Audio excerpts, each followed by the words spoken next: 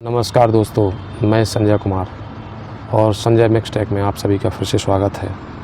आज मैं बताने वाला हूं दोस्तों, मैं बताता हूं कि जब आपकी गाड़ी की चेन ढीली हो जाती है, बहुत ज़्यादा लूज हो जाती है, आप उसको कैसे टाइट करें। देखिए, ये इतनी लूज नहीं होना चाहिए।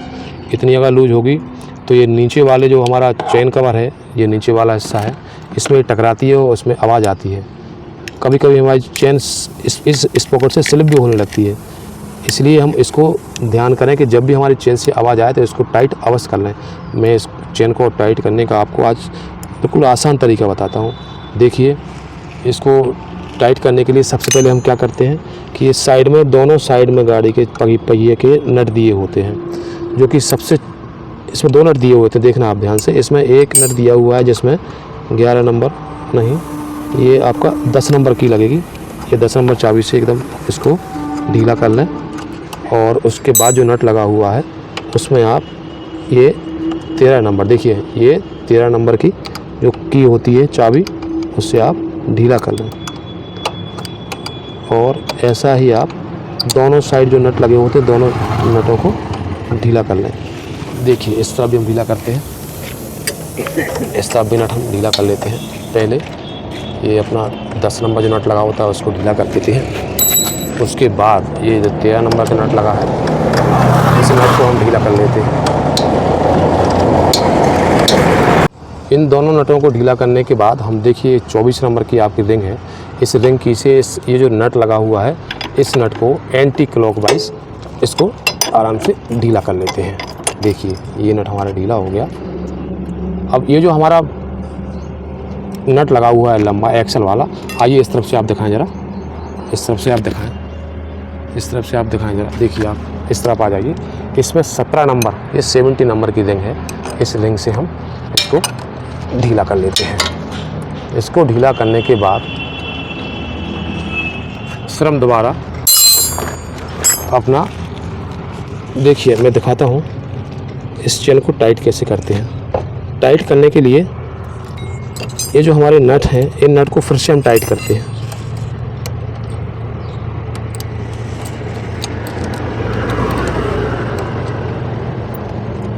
इसमें आप यह ध्यान रखें, आप ये देख लीजिए, अगर आप चाहें तो पूरा आप चेन कवर दोनों साइड का निकाल सकते हैं, ऊपर नीचे का नहीं निकालना चाहें। आप देखिए, दोनों साइड ये कट लगे होते हैं। ये जो हमारा जो वाशर लगा होता है, इस वाशर में कट लगा होता है। इस तरफ लगा है, ऐसा ही वाशर उस तरफ भी लगा हुआ होता है। और हमारे जो चेचिस के ऊपर ये निशान लाइन बनी होती है, 1 2 3 4 5 6 7, आप ये इन लाइनों को गिन करके देख लें कि ये वाशर जो है किस लाइन पर लगा हुआ है। क्योंकि जब हम टाइट करेंगे तो हमें ये देखना पड़ेगा कि जितनी लाइन पर टाइट इस तरफ हो रहा है, उतनी ही लाइन पर वाशर उस तरफ भी आना चाहिए, ताकि हमारे चक्के का अलाइनमेंट है वो एकदम सीधा बना रहे। इस साइड में भी ये जो वाशर लगा हुआ है, इसमें एक कट लगा हुआ है, आप ज़रा देखें, जूम करके दिखाएं। और इसमें भी देखिए आप 1 2 3 4 5, ये इस तरह से लाइनें बनी हुई हैं। तो जो हमारा कट है, जितनी लाइन के ऊपर, मान लीजिए अगर हमारा ये आपका 10 नंबर की लाइन पर इस तरफ कट का जो हमारा निशान लगा हुआ है, तो उस दूसरी साइड भी जो वाशर का निशान है वो 10 नंबर की लाइन पर ही लगा होना चाहिए। अगर आप ऐसा नहीं करते हैं, दोनों साइड जो वाशर लगे हैं अगर अलग अलग लाइन पर होंगे, तो आपका चक्का एकदम सीधा नहीं चलेगा, उसका अलाइनमेंट गड़बड़ा जाएगा। जिससे क्या होगा कि आपकी चेन है वो सही से नहीं चलेगी, आवाज़ भी करेगी और ज़्यादा आपकी एक घिस भी जाएगी, स्लिपिंग मोड पर चली जाएगी चेन। ये जो नट लगे हैं हमारे, एक जो 10 नंबर और एक 13 नंबर, इन दोनों नटों को हम ढीला कर लेंगे। और इस साइड का एक तरफ का और जस्ट उसकी दूसरी साइड का, अब ज़रा इस तरह दिखाइए। देखिए, जो दिख रहा है ये नट है, ये जो नट है इसको भी हमने ढीला कर लिया है। और ढीला करने के बाद हथौड़ी की मदद से दोनों नटों को आगे की तरफ ठोक देंगे। इससे क्या हो जाएगा,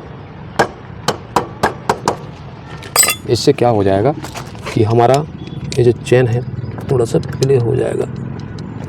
प्ले करने का मतलब ये है कि जब चेन हमारा प्ले हो जाएगा तो ये जो हमारा लॉक है, ये जो लॉक है वो आसानी से निकल जाएगा। अगर आप चेन को ढीला नहीं करेंगे तो चेन आप नहीं निकाल पाएंगे, क्योंकि वो चेन तनाव लेगी और लॉक को अपनी साइड में खींचेगी।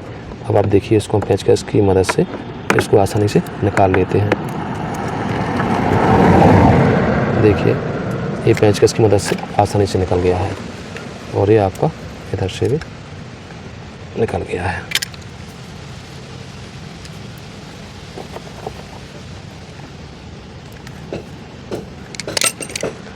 चूँकि कट जाने का टाइट हो गया था, देखिए आप ये लॉक कट चुका है, इसी कारण से आवाज़ कर रहा था। आप देखिए, जूम करें ज़रा, ये लॉक एकदम कट चुका था। देखिए आप इस नए लॉक और पुराने लॉक को आप देखें, ये नया लॉक है और ये मेरे बाजू में पुराना लॉक है, ये एकदम कट चुका है। इसको हटा देते हैं, इसकी जगह पे हम एक नया लॉक लगा देते हैं। देखिए इसको लगाने का तरीका देखें, एकदम सिंपल है।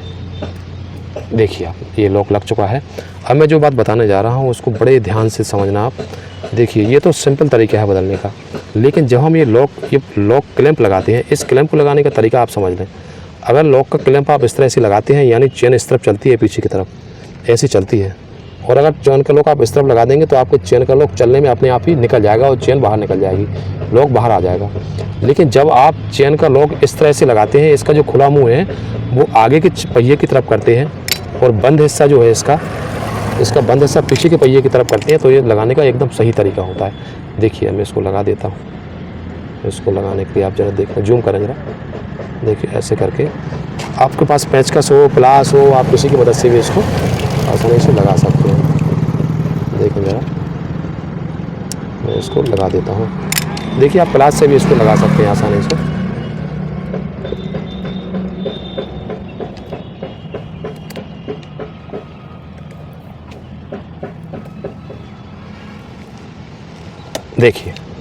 देखिए लग गया सही तरीके से। इसको आप चेक कर लें एक बार हो कि ये सही से लगा है कि नहीं। देखिए ये चेक हमारा लॉक एकदम सही से लग गया है। इसके बाद हम इस चेन को टाइट कर लेते हैं। हमें जितना टाइट करना है यहाँ से हम इतना टाइट कर लेते हैं।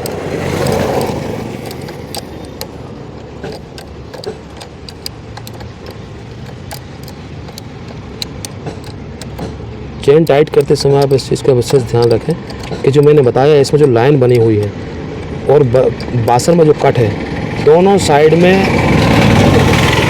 एक ही नंबर की लाइन पर होना चाहिए। अगर ये आपका लाइन का जो मैच है वो मिसमैच आपने कर दिया तो आपका जो चक्का है उसका अलाइनमेंट एकदम बिगड़ जाएगा और वो अपनी जगह से हट जाएगा, सीधा नहीं चलेगा, जिससे आपकी चेन है वो कई बार क्या होता है कि चेन नीचे भी इस पकड़ से उतर जाती है, वो भी डर रहता है। और नहीं तो अगर आपका पहिया तिरछा चलेगा तो आपका जो चक्का तो चलेगा लेकिन चेन आपकी एक साइड घिसना स्टार्ट हो जाएगी। देखिए अभी आप चेन को देख लीजिए कितना टाइट हो गया पेचकस की मदद से। अभी ढीली है, अभी हम उस चेन को और टाइट करेंगे। देखिए हमारी चेन टाइट हो चुकी है। आप पेचकस की मदद से ऊपर नीचे करके देख सकते हैं। हल्का सा मूवमेंट चेन के अंदर तो होना ही चाहिए, क्योंकि अगर हम एकदम टाइट कर देंगे तो गाड़ी चलाने पर हमारी चेन और ज़्यादा सॉकर के नीचे दबने से और ज़्यादा टाइट हो जाती है। इस कारण से इसमें थोड़ा सा ढिलाई रखना बहुत आवश्यक होता है। देखिए आप, और इसके बाद चेन टाइट करने के बाद हम ये अपना जो 24 नंबर रिंग से नट को खोला था इसको क्लॉकवाइज टाइट कर देते हैं। देखिए इसको टाइट कर देते हैं। इसके बाद हम ये 17 नंबर जो हमने नट खोला हुआ था इसको हम टाइट कर देते हैं। देखिए आप, एकदम टाइट कर देते हैं। ये हमारा टाइट हो गया। टाइट होने के बाद हम इस चक्के को चला कर देख लेते हैं, जो कि आसानी से चल रहा है। देखिए आप, उसके बाद हम अपना ये जो नट हमने जो ढीली की हुई थी 10 नंबर, इन दोनों साइड के नट को की मदद से टाइट कर देते हैं। इस तरफ देखिए आप,